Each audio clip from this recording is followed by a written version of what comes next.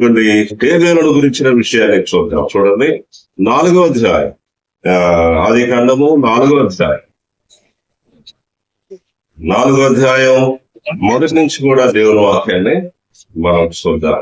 4వ అధ్యాయం 25 నుంచి మనం చూడవచ్చు దేవుని వాక్యాన్ని.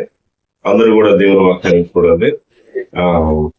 ఆదాము మరలా తన భార్యలు కూడినప్పుడు ఆమె కుమారుని కానీ కయ్యూను చంపిన హేబేలునకు ప్రతిగా దేవుడు నాకు మరి ఒక సంతానమును నియమించాననుకుని అతనికి షేతు అను పేరు పెట్టెను. మరియు షేతునకు కూడా కుమారుడు పుట్టెను, అతనికి యోనుషు అను పేరు పెట్టెను. అప్పుడు యెహోవా నామమున ప్రార్థన చేయుట ఆరంభమైనది.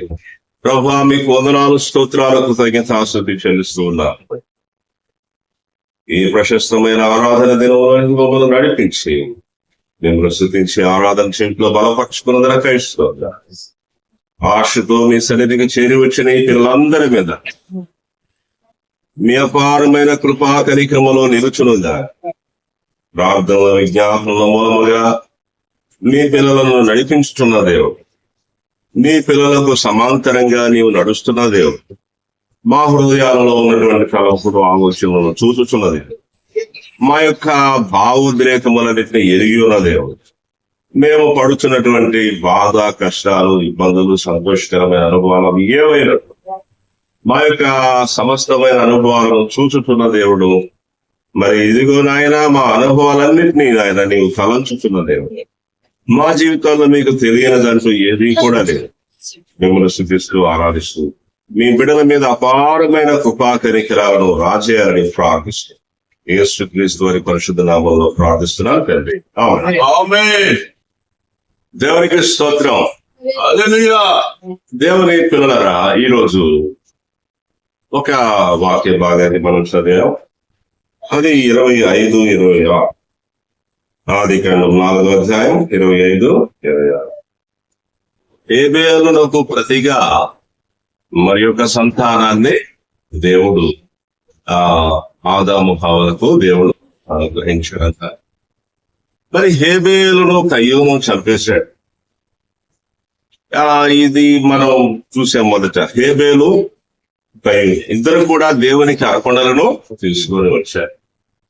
దేవునికి బలులను ఆరాధనను చేయడానికి వచ్చారు. దేవుని ఆరాధించాలి, దేవునికి అర్పణలను అర్పించాలి అనే విషయం వారి తల్లిదండ్రుల నుంచి వారికి నేర్పించబడింది. ఆదాము హవ్వ నుంచి. ఆదాము హవ్వలకు ఎవరు నేర్పించారు? దేవుడు నేర్పించాడు. వారికి చర్మపు చొక్కాయలను ఆయన ఇచ్చాడు.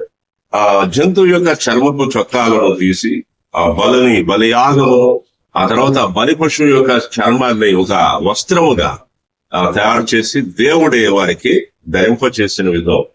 అవన్నీ కూడా రాయబడకపోయినా సరే మనం గ్రహించవచ్చు. దేవుడే ఆయనను ఎలా ఆరాధన చేయాలి. పాపభరితులుగా మనుషులు మారినప్పుడు ఆ యొక్క అర్పణము తీసుకొని వచ్చి దేవునికి అర్పించి దేవుని ఎదుట వారు ఏ విధంగా సమాధానాన్ని పొందాలనే ఈ పద్ధతి అంతా కూడా ప్రభు ఆదాము హవ్వలకు చూపించాడు.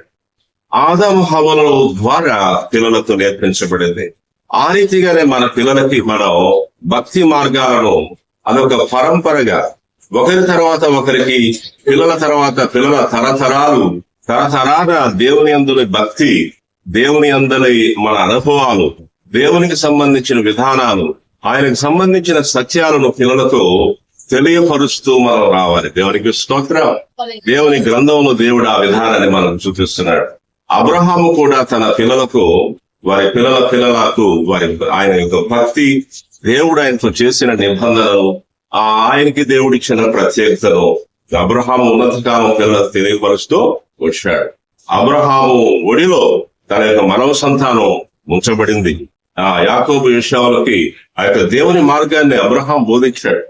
ఇస్సాకుకే కాకుండా, ఇస్సాకు ఇష్మాయిలకే కాకుండా వీళ్ళకు కూడా బోధించాడు అబ్రహాం.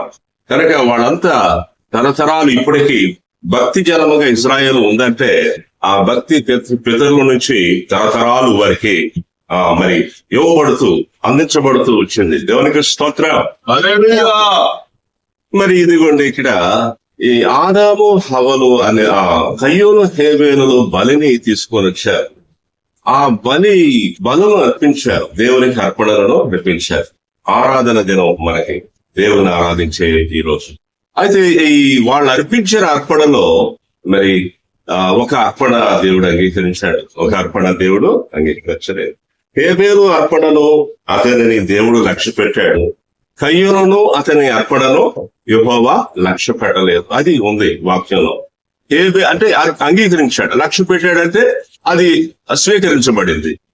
స్వీకరించబడటం అంటే ఏం జరిగిందో, బలిపీఠం మీద నుంచి అర్పణ అలా వెళ్ళిపోయిందో లేకపోతే ఏమైందో అది తెలియదు, కానీ ఒక పీస్ అనేది, గాడ్లీ పీస్ అనేది హేబేలుకు కలిగింది.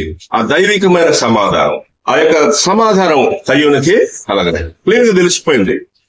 హేబేలుకు తెలుస్తుంది, కయ్యూనుకు కూడా తెలుస్తుంది. కయ్యూనుకు తెలిసింది ఏమిటంటే, ఇదిగో వాడు అర్పణ అంగీకరించాడు, నా అర్పణ దేవుడు అంగీకరించలేదు.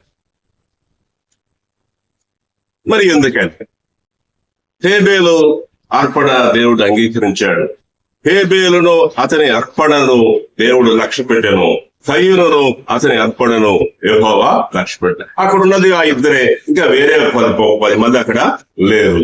మరి ఎందుకు ఆ ఒక్కడిని అలా చేయటం?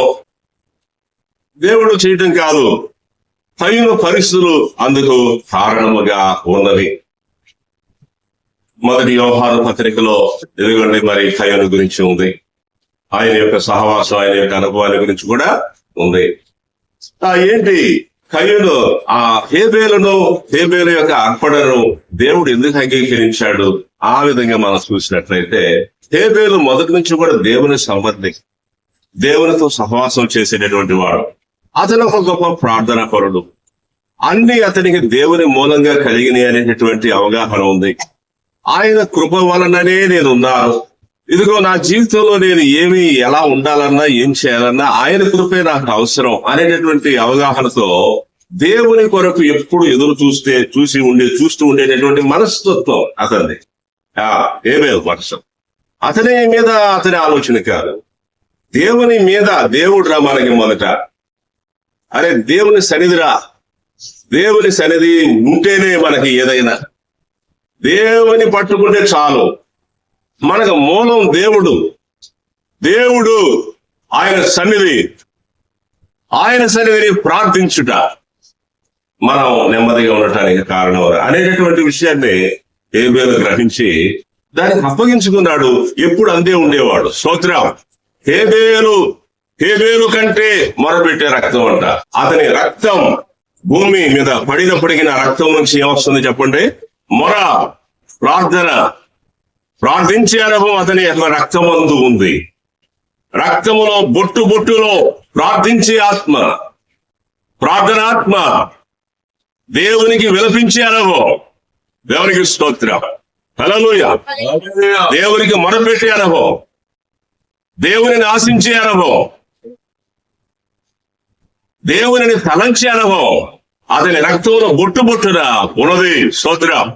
అందుచేతనే ఆ రక్తం మొరపెట్టింది, ఓ నా దేవా, ఇదిగో నాకు ఎందుకు ఇలాంటి పరిస్థితి దాపురించింది, నీవే న్యాయము తీర్చు. ఓ నా దేవా, నాకు జరిగింది నువ్వు చూడలేదా? అదే ఆ మొర.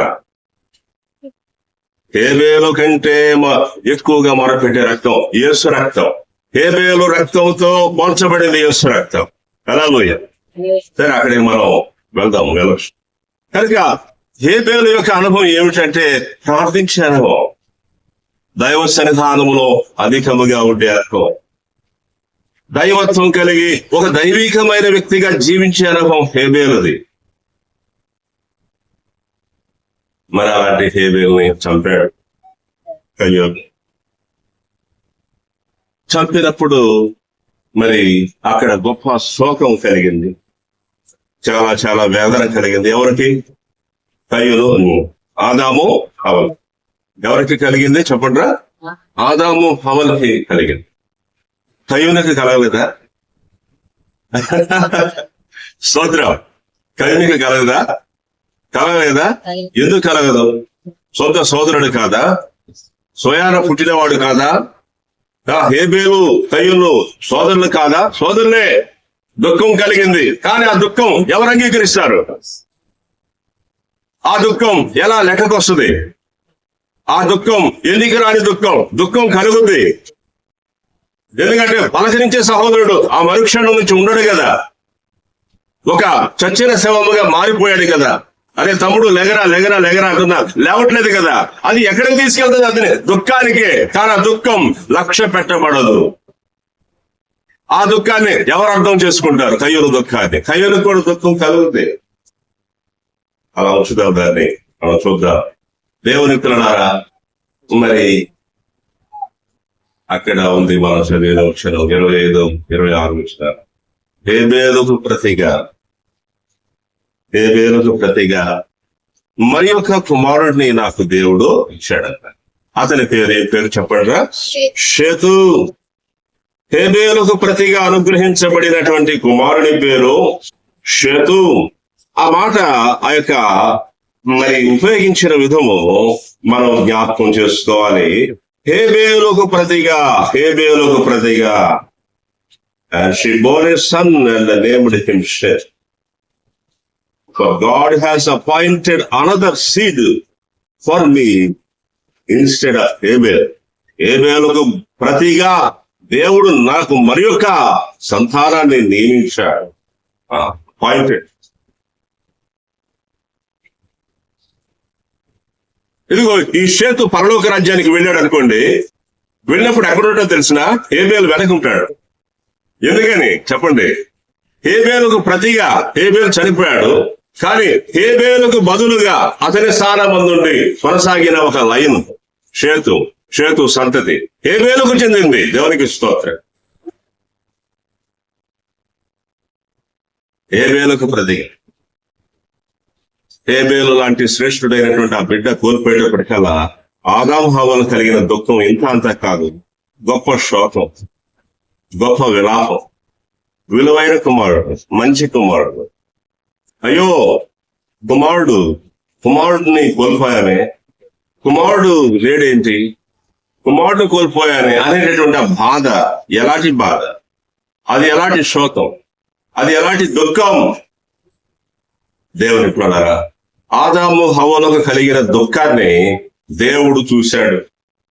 దేవుడు చూసి మరి వారిని జ్ఞాపకం చేసుకున్నాడు. దేవుడు జ్ఞాపకం చేసుకొని కుమార్తెని కాదు, కుమారుడు ఇచ్చాడు.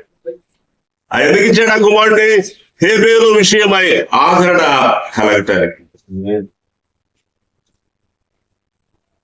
దేవుని పిల్లలారా, చూడండి ఇంకా గొప్ప విషయం ఏముందంతే అంటే అతని షేతు కూడా కుమారుడు పుట్టాడు. అతని పేరు ఎనోష్. అతడు పుట్టినప్పుడు యెహోవా నామమున ప్రార్థన చేయుట ఆరంభమైంది. ఏంటి ఆ యొక్క చెప్పిన విధం? ఆ మాట ఎలా అర్థం చేసుకోవాలంటే, హేబేలు ఉన్నప్పుడు ఒకడే ప్రార్థించేవాడు. కానీ మిగిలినటువంటి వాళ్ళందరికీ ప్రార్థన అనుభవం లేదు. ప్రార్థన ఎలా చేయాలో తెలియదు. అందరూ దేవుడైన యెహోవా నామమున ప్రార్థన చేసే ఆ అనుమతి ఇవ్వలేదు దేవుడు కూడా. కానీ ప్రార్థించే హేబేలు, ఆ ఒక్కడు ప్రార్థించేవాడు, ఆ ఒక్కడు చనిపోయాడు. ఒక్కడు చనిపోతే దేవుడు మరొక కుమారుడిని దేవుడు ఇచ్చాడు. ఎవరికి?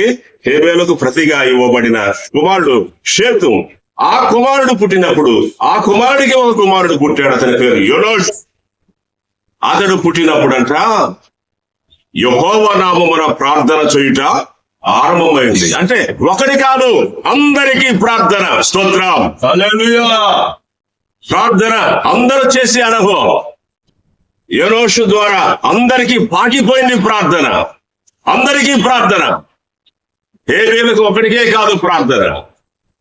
ప్రార్థన అందరూ చేయాలి. ఎలా చేయాలి? దేవుడైన యెహోవా నామములో ప్రార్థన చేయాలి. హేబేలు ఒకడున్నప్పుడు హేబేలు ఒకటికే ప్రార్థన. హేబేలు ప్రార్థనాపరుడైన హేబేలు కోల్పోయామే. నా కుమారుడు ప్రార్థించేవాడు, ఇప్పుడు ఎవరు ప్రార్థిస్తారు అనే విలాపం, శోకం తల్లిదండ్రులది. కానీ దేవుడు ఆ శోకాలను చూచి అధికముగా ఇదిగో నీకు ఆదరణ ఇచ్చే దేవుడు. స్తోత్ర. ఒక కుమారుడిని కోల్పోయారు, కానీ ప్రార్థించే కుమారులు ఎంతమంది ఉద్భవించారు.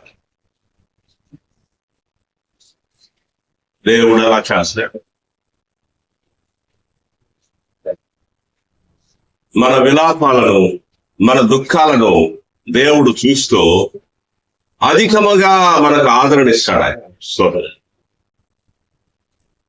ప్రియ సహోదరుడా, సహోదరి, నీవు ఏ విషయంలోనైనా బాధపడుతున్నావా? నీ బాధ ఎవరు అర్థం చేసుకోలేదా? ఇదిగో నీ బాధ నీకే ఉండిపోతుందా? ఇదిగో నీ బాధ నిన్ను తొలిచివేయుచున్నదా, తొందర చేయుచున్నదా, లేకపోతే ఇదిగో నిన్ను కృంగదీసేస్తుందా? అది ఎలాంటి బాధ అయినా సరే సరిగ్గా ఇదిగో దేవుడు ఆ బాధను చూస్తున్నాడు. ఆ బాధను దేవుడు తీసివేసేటట్లుగా ఎంత గొప్ప ఆదరణ ఇస్తాడో ఈ స్థాయిలో ఉంటుంది నీకు. స్తోత్రం. హేబేలు ఉన్నప్పుడు హేబేలుకే ప్రార్థన, హేబేలే ప్రార్థించేవాడు. హేబేలుకు షేతు పుట్టాడు, షేతు దగ్గర నుంచి యూనోస్ అందరికీ ప్రార్థన. స్తోత్రం. అదే చెప్పాడు, అతడు పుట్టినప్పుడు యెహోవా నామమున ప్రార్థన చేయుట ఆరంభం. యూనివర్సల్ ప్రేయర్, ప్రపంచమంతటికి ప్రార్థన, నరులందరూ ప్రార్థన చేసే ఒక ధర్మం ప్రారంభమైంది. ఎవరు పుట్టినప్పుడు అంట చెప్పండి, ఎంత గొప్ప ఆదరణ ఆదము హవ్వలకి. ఆ మాట దేవుడు అలాగూ చేసిన విధం, ఓ నా దేవా, అంటే హేబేలు నీకు మర్చిపోయి ఉంటారు. ఆ ప్రార్థన అందరూ ప్రార్థించేటటువంటి పిల్లలుగా వాళ్ళందరూ ఉండేటప్పటికల్లా వాడిని చూసేటప్పుడు 700 సంవత్సరాలకు పైన జీవించాడు. ఎవరు చెప్పండి రా? యాదవ్ 700 సంవత్సరాల పైన బ్రతికాడు. మరి 700 సంవత్సరాల ప్రాయంలో కుమారులను కుమార్తెలను షేతు తర్వాత యూనస్ తర్వాత కూడా ఇంకా కన్నారు. వాళ్ళందరూ ప్రార్థించే పిల్లలుగా వారికి కనబడేటప్పటికల్లా హేబేలు ఆ జ్ఞాపకం ఇక లేదు.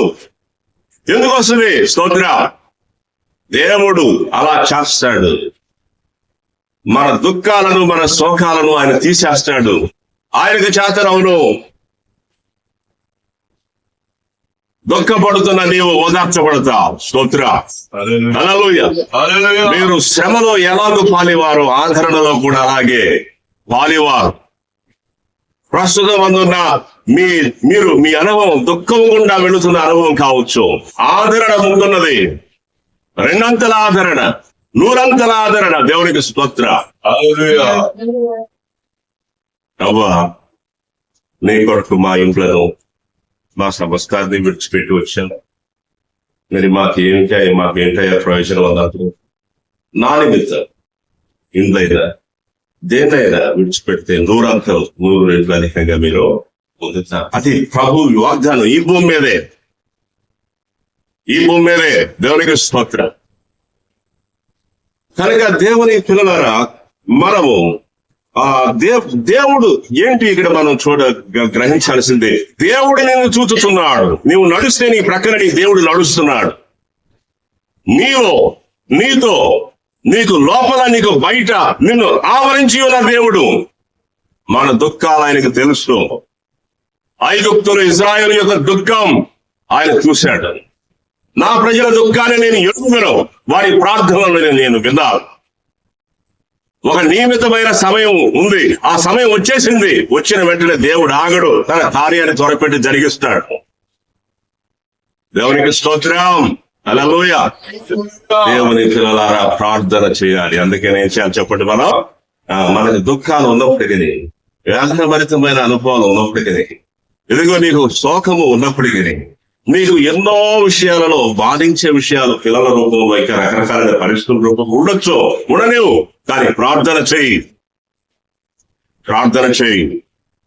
ప్రార్థనను కొనసాగించు, దైవ ధ్యానమున ఉండు.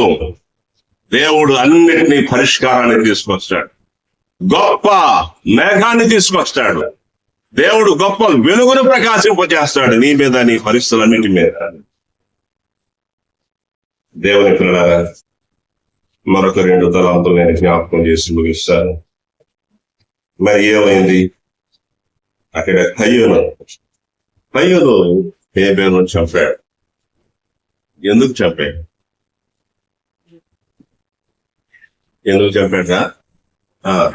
మనం ఇప్పుడు యోహాను పత్రికలో చదవాలన్నమాట. అదే యోహాను, మొదటి యోహాను పత్రిక 4వ అధ్యాయం 3 మొదటి యోహాను పత్రిక 3 కయ్యూను వంటి వారమై చదువురా. మనకు కయ్యూను వంటి వారమై ఉండరాదు. 10 నిమిషం. దీనిని బట్టి దేవుని పిల్లలు ఎవరో అపవాది పిల్లలు ఎవరో తేటపడును. నీతిని జరిగించని ప్రతి వాడును తన సహోదరుని ప్రేమింపని ప్రతి వాడును దేవుని సంబంధులు కారు. మనం ఒకరినొకరు ప్రేమింపవలెనన్నది మొదటి నుండి మీరు విన్న వర్తమానమే కదా. మనము కయ్యూను వంటి వారమై ఉండరాదు. వాడు దుష్టుని సంబంధి తన సహోదరిని చంపెను. వాడు అతనిని ఎందుకు చంపెను? తన క్రియలు చెడ్డవి, తన సహోదరి క్రియలు నీతి గలవయునై ఉండెను గనుకనే కదా. సహోదరులారా, లోకము మిమ్మల్ని ద్వేషించిన యెడల ఆశ్చర్యపడకుడి. మరి అదిగోండి, ఎందుకు కయ్యూను హేబేలును చంపాడు? హేబేలు కయ్యూను వలన చంపబడటానికి కారణం ఏమిటి అంటే, అతడు వాని క్రియలో చెడ్డాయి. అతని క్రియలు చెడ్డాయి. మనము కయ్యూను వంటి వారమై ఉండరా. దేవునికి స్తోత్రం. మనము కయ్యూను వంటి వారమై ఉండరా. వాడు దుష్టుని సంబంధి. చూడండి ఆ మొదటి మాట, దుష్టుని సంబంధి. దుష్టునితో సహవాసం ఉంది, దుష్టుని యొక్క అనుభవం ఉంది, దుష్టునితో దుష్ట సంబంధమైన విధానంలో తనున్నాడు, దుష్టునికి తావిచ్చాడు, దుష్టునితో నడుస్తున్నాడు. దేవునితో అతను లేడు. దేవుని సంబంధమైన విషయాలతో అతనికి సంబంధం లేదు. మరి ఒకడు దేవుని సంబంధిగా ఉంటే మరొకడు దుష్ట సంబంధిగా ఉన్నాడు. మరి దేవుడు అందరికీ కూడా ఒక విల్ అనేది ఇచ్చాడు. అది విల్ అంటే చిత్తం. నీవు అప్పగించుకోవచ్చు. చెడుతనానికి అప్పగించుకుంటే చెడు సహవాసం ఉంటుంది, మంచితనానికి అప్పగించుకుంటే మంచి సహవాసం నీకు ఉంటుంది. దేవుడు మనందరికి ఏమిచ్చాడా చెప్పండి? విల్. శుభ్రత కలిగి జీవించాలనిపిస్తే శుభ్రంగా ఉండొచ్చు, పరిశుద్ధత కలిగి ఉండాలనిపిస్తే పరిశుద్ధంగా ఉండొచ్చు, అపవిత్రంగా ఉండాలని అపవిత్రంగా ఉంటారు కొంతమంది. వారి విల్ చిత్తం